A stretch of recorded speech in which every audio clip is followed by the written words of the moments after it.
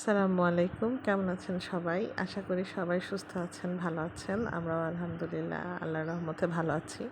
তো আমার লাইফে হচ্ছে যে কোনো কিছু আগে থেকে প্ল্যান পরিকল্পনা করলে সেটা কখনোই ঠিক মতন আউটকাম পাওয়া যায় না।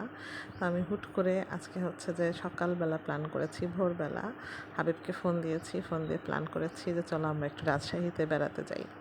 আসলে ঈদের পরে ঈদের ছুটিতে সবাই কক্সবাজার, রাঙামাটি, খাগড়াছড়ি ও মুক্তমুখ জায়গায় ঘুরে বেড়াচ্ছে, কিন্তু আসলে আমার আসলে ওইসব মুক্তমুখ জায়গায় যাওয়ার মতন ক্যাপাসিটি নাই। ছোট ছোট দুইটা বাচ্চা, তারপরে হাবিবের জবের ব্যস্ততা। তো রাজশাহীতে যেহেতু হচ্ছে যে আসলে অনেক সুন্দর সময় কাটে, কারণ রাজশাহীতে আমাদের অনেক কিছু প্রিয় মানুষ থাকে। তারপরে যেহেতু রাজশাহীতে আমার শ্বশুর বাড়ি, সো আমি বললাম যে ঠিক আছে চলো একটু রাজশাহীতে যাই। আর রাজশাহীতে আসার আরও কিছু কারণ আছে, সেগুলো পরে বলছি। তো আমি সকালবেলা ঘুম থেকে উঠেই হচ্ছে যে রিকশায় উঠে প্রথমে আসছি হচ্ছে ওই জায়গাটার নাম রেলগেট, ওখান থেকে হচ্ছে আবার সিএনজিতে উঠেছি। সিএনজিতে উঠে আমি এখন স্টেশনে যাচ্ছি। তো সকাল থেকে ওয়েদারটা বেশ ঠান্ডা ঠান্ডাই ছিল, হালকা হালকা বাতাস ছিল, মেঘ দেখে আকাশ দেখে মনে হচ্ছিল যে বৃষ্টি হবে, একটু বৃষ্টি বৃষ্টি ভাবও ছিল, কিন্তু বৃষ্টি হচ্ছিল না। আর আজকের এই সিএনজি মামাটা এত কিউট ছিল, সারা রাস্তা আমার সাথে গল্প করতে করতে আসছে। আপা আপনি কই থাকেন, বাড়ি কই, নাম কি, হেন তেন, আপনার কয়টা বাচ্চা। তো যাই হোক, কথা বলতে বলতেই দেখেন টিপির টিপির করে বৃষ্টিও নেমে গেছে, রাস্তাঘাট ভিজে গেছে। আর এই যে এই সময়টা, এই যে হালকা যখন বৃষ্টি হয়, শহরের চাইতে গ্রামের এই পরিবেশটা দেখতে অদ্ভুত সুন্দর লাগে। বলা যাবে না যে আসলে কত পরিমাণ সুন্দর লাগে। তো কথা বলতে বলতে ওই সিএনজিওয়ালা ভাইয়াটার সাথে পুটপুট করে কথা বলতে বলতে আমার হচ্ছে যে বৃষ্টিও শেষ হয়ে গেছে। খানিকটা রাস্তা বৃষ্টি হয়েছে, খানিকটা রাস্তায় বৃষ্টি নাই। তো আমি স্টেশনে পৌঁছায় গেছি। এটা হচ্ছে Shahid M Mansur Ali railway station. এটা সিরাজগঞ্জ কড্ডার মোড়ে অবস্থিত। এটাই হচ্ছে আমার হোম স্টেশন বলা যায় আর কি। বলা যায় কি, এটাই আমার হোম স্টেশন এখন আপাতত। কিছুদিন পরে যখন যমুনা রেল ব্রিজ চালু হবে, নতুন নতুন ট্রেন দিবে, হয়তো বা তখন আমার হোম স্টেশন সিরাজগঞ্জ বাজারেই হবে, সিরাজগঞ্জেই হবে। আমার হয়তো বা সিরাজগঞ্জ সদরের বাইরে আসতে হবে না। তো আমি তখন বাসার কাছেই হবে আর কি, 5 টাকা অটো ভাড়া এরকম আর কি একটা দূরত্বে। আমি স্টেশনে চলে এসেছি। স্টেশনে চলে আসার পরেও ভাইয়াটা আমাকে বলতেছিল, সিএনজিওয়ালা ভাইয়াটা, যে আপনি কি একা একা ট্রেনে উঠতে পারবেন কি না। তো আমি হাসলাম কিছুক্ষণ, যে একা একা জীবনে কতই না কত কিছু করে ফেললাম। তো তারপর আমি স্টেশনে চলে এসেছি, স্টেশনে দাঁড়িয়ে আছি। বৃষ্টি আসবে বোঝাই যাচ্ছিল, যে প্রচণ্ড বৃষ্টি আসবে। তো স্টেশনে অনেক ভিড় ছিল, ক্রাউড দেখে আমি তো একবার ভাবলাম যে আল্লাহ, এরা কি সবাই আমার সাথে রাজশাহী যাবে নাকি। তারপরে আমার হঠাৎ করে খেয়াল হলো যে না, আমাদের রাজশাহী ট্রেনের সাথে একটা ঢাকার ট্রেনও পাস হয় এখান দিয়ে। আসলে অনেকগুলো ইন্টারসিটি পার হয়, প্রায় 10 থেকে 11টার মতন ইন্টারসিটি যায়, সবগুলোই ঢাকায় যায়। যেমন এই যে এইটা হচ্ছে সিল্ক সিটি এক্সপ্রেস, রাজশাহী থেকে এসেছে। লুক অ্যাট দ্য অবস্থা, যে এইখানে ট্রেনের মাথার উপরে লোক, প্রত্যেকটা নন এসি বগি টুপাটুপ ভর্তি, কোনো জায়গা নাই, কিচ্ছু নাই এখানে। আসলে সবাই যে টিকিট করে ট্রেনে ওঠার জন্য দাঁড়িয়ে আছে তাও কিন্তু না। বেশিরভাগ মানুষই আছে যে ট্রেনে উঠতে পারলে উঠে যাবে, পরে হচ্ছে যে ট্রেনের ভিতরে টিকিট করে ফেলবে কিংবা টাকা দিয়ে দিবে, এরকম টাইপের।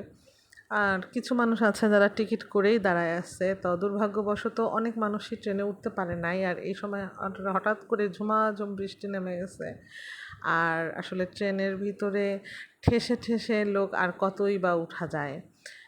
আসলে হয় কি, দেখা যায় কি, যে বগির ভিতরে যতটা না ভিড় থাকে, ট্রেনের দরজায় হচ্ছে যে, যেহেতু এটা হচ্ছে একটা কি বলবো পাবলিক ট্রান্সপোর্ট, এখানে অনেক বেশি গ্যাদারিং হবে, এটাই স্বাভাবিক। তো যাই হোক, এই যে অনেক লোকজন এখানে হাঁটতেছে, ব্যাগ ট্যাগ নিয়ে এরা উঠতে পারে নাই। একটা আপু তো বসে বসে কান্নাই করতেছিল, তার 3টা বাচ্চাকে নিয়ে সে ট্রেনে উঠতে পারে নাই টিকিট করা সত্ত্বেও। তো যাই হোক, কি আর করার। আমি সবাই ওনাকে পরে বুঝাচ্ছিল যে আপনি হচ্ছে যে পরের ট্রেনে যান। তো আসলে স্টেশনে বসে বসে পরের ট্রেনের জন্য ওয়েট করাটাও একটা মারাত্মক দুর্ভোগের ব্যাপার। তো এই যে অনেকেই হাঁটাহাঁটি করতেছে এদিক ওদিক, ডান দিক বাম দিক। তো এগুলো দেখতে দেখতেই হচ্ছে যে ঝুমাঝুম বৃষ্টি, এমন বৃষ্টি। এই ট্রেনটা যখন পাস করেছে তখনও বৃষ্টি ছিল, বাট একটু আলো আলো ছিল। আর এই ট্রেনটা যখন পাস হয়ে চলে গেল তখন একদম মেঘ অন্ধকার হয়ে আকাশ ভেঙে বৃষ্টি নামা যাকে বলে আর কি, একদম মানে বৃষ্টিটা যে কেমন, আমার একবার মনে হলো যে আমি যদি বাসায় থাকতাম তাহলে আমি মেবি এই বৃষ্টিতে একটু ভিজতাম। মানে একদম আকাশ বাতাস ঠান্ডা করা বৃষ্টি। তো এর মধ্যেই আমার ট্রেনও চলে এসেছে। আমার ট্রেন ঢাকা থেকে আসতেছে, আমি ট্রেনে উঠে গেছি। আর ট্রেনের ভিতরে উঠে দেখি, হঠাৎ করে উঠে দেখি যে হাবিব বসে আছে। আসলে যোগ করলাম, ওর সাথেই প্ল্যান করে যেহেতু যাওয়ার হচ্ছে প্ল্যানিং, তো ঢাকা থেকে ধূমকেতুতে উঠে আসছে আর আমি হচ্ছে মাঝখান থেকে সিরাজগঞ্জ থেকে উঠলাম। তো ট্রেনের ভিতরে উঠে দেখি যে সবাই একটু চুপচাপ। আর ঢাকা থেকে যেসব ট্রেনগুলো আসতেছে এগুলো তো বেশ ফাঁকা ফাঁকাই আসতেছে, কারণ আসলে এখন ঢাকা থেকে লোকজন তো আর তেমন একটা বের হচ্ছে না, সবার হচ্ছে ঢাকার দিকে ব্যাক করার দিকে ভিড়। তো আম্মু আমাকে সকালবেলা হচ্ছে যে নাস্তা বানাই দিয়েছিল, পরোটা, ডিম ভাজি। যেহেতু আমি হঠাৎ করে আম্মুকে বলেছি যে আম্মু আমি হচ্ছে রাজশাহীতে যাব এখন, আম্মু শুনে কিছুক্ষণ আমার মুখের দিকে তাকায় থাকছে। রাজশাহী যাবা? আমি বললাম যে হ্যাঁ যাবো। তো আম্মু আর মানা করে নাই, কারণ হচ্ছে যে রাজশাহীতে আমার এমন একজন মানুষ থাকে যার কাছে আসলে আমরা ছোটোবেলা থেকে, যিনি আমাদেরকে নিজের হাতে পেলে পুষে বড় করছে, আমার একমাত্র বড় খালা। মানে বড় খালা বললে ভুল হবে, আমার একমাত্র খালা। খালামণির কাছেই আমাদের বড় হওয়া। খালামণি আমাদেরকে, খালামণি তার নিজের 4 ছেলের পাশাপাশি আমাদের 2 ভাই বোনকেও সেম ভাবেই আদর যত্ন করে। বড় খালামণি খালুজান বেঁচে নাই, আল্লাহ ওনাকে জান্নাতবাসী করুক। কিন্তু উনি আসলে, বাবা যেহেতু চাকরির সূত্রে সবসময় দূরে দূরে থাকতো, উনি আসলে আমাদের লাইফে বাবার ভূমিকাটা বেশিরভাগ সময় পালন করতো। তো আমি ট্রেনে উঠে নাস্তা করার পরে কফি নিলাম, কফি খাচ্ছি, বাইরে টুপুর টাপুর বৃষ্টি হচ্ছে। আর কফি খেতে খেতে এই ঈশ্বরদী বাইপাসে পৌঁছায় গেছি। এখানে এসে প্রায় 1-1.5 ঘন্টার মতন ট্রেনের যান্ত্রিক ত্রুটির কারণে ট্রেন দাঁড়িয়েছিল। ট্রেনের নাকি চাকার হচ্ছে নাট বল্টু খুলে গিয়েছিল। তো যাই হোক, তারপরে বেশ অনেকক্ষণ দাঁড়ায় থাকার পরে সেটা ঠিকঠাক করার পরে আবার এই যে ট্রেন চলতে শুরু করেছে ঈশ্বরদী বাইপাসের এই রাস্তাগুলো দিয়ে। এখানে আগে একটা সময় ছিল ঈশ্বরদী জংশন দিয়ে ঘুরে যাওয়া লাগতো। তো আমরা এই যে আস্তে আস্তে রাজশাহী অঞ্চলের মধ্যে পৌঁছায় গেছি। আর আপনি কখন বুঝবেন যে আপনি রাজশাহী অঞ্চলের মধ্যে পৌঁছায় গেছেন? যখন দেখবেন ডানে বামে সামনে পিছনে শুধু আমের গাছ। যখন দেখবেন ডানে বাঁয়ে সামনে পিছনে শুধু আমের গাছ আর আমের গাছ আর আমের গাছ, তখনই আপনি বুঝে যাবেন যে আপনি রাজশাহী এলাকার মধ্যে পৌঁছায় গেছেন। বাট আনফর্চুনেটলি এবার আমের গাছ তো আছে, বাট আমের গাছে আম খুব কম। তো যাই হোক, কিছু করার নাই, নেভার মাইন্ড। এক এক বছর এটা তো সিস্টেমই এরকম যে 1 বছর আম বেশি আসে, 1 বছর আম কম আসে। তো এবার আমের পরিমাণ খুবই কম, আম এবার আসে নাই বললেই চলে। তো আমরা হচ্ছে যে রাজশাহী এলাকার মধ্যে ঢুকে গেছি। এই এলাকাটার নাম হচ্ছে হরিয়ান। হরিয়ানে পৌঁছায় গেছি। তো আমরা হচ্ছে বসে আছি যে কখনো হচ্ছে ট্রেনটা ধীরে ধীরে রাজশাহী শহরের মধ্যে ঢুকবে। আমাদের ওই যে সুন্দর করে যে হচ্ছে অ্যানাউন্সমেন্টটা দেয়, ওইটার জন্য ওয়েট করছিলাম। তো এই যে যেটা দেখা যাচ্ছে লাল বিল্ডিং, এটা হচ্ছে রাজশাহী ইউনিভার্সিটির বিল্ডিং। তো আমরা হচ্ছে যে রাজশাহী শহরের মধ্যে, শহরই বলা যায়, ঢুকেই গেছি। এই জায়গাটার নাম হচ্ছে মেহেরচণ্ডী, তারপরে হচ্ছে ভদ্রা।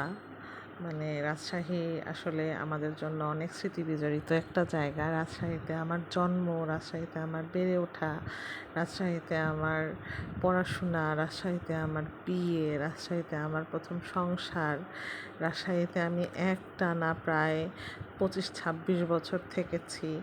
মানে একটা বলে না যে জন্মস্থানের প্রতি মানুষের একটা আলাদা টান থাকে, সেই রকমই আর কি। আর আমার টান থাকার আর একটা বিশেষ কারণ হচ্ছে বড় খালামণি। উনি একটা সময় তো খুবই অ্যাক্টিভ ছিলেন, তো মাঝখানে উনি অনেক অসুস্থ ছিলেন। এখন এখনও অসুস্থই, এখন বয়স হয়ে গেছে। তো আমি যখনই সিরাজগঞ্জে আসি ছুটিতে কিংবা কোনো কারণে, আমি অবশ্যই চেষ্টা করি একবার খালামণির সাথে দেখা করে যেতে। আর এই যে স্টেশন থেকে বের হওয়ার পরে যেদিকে তাকাচ্ছিলাম শুধুই আম আর আম।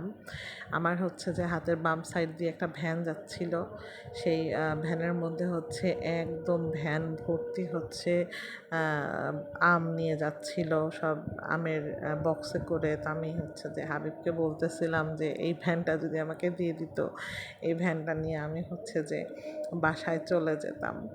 তো যাই হোক, আমের শহর রাজশাহী, সব কিছু মিলাই আর কি।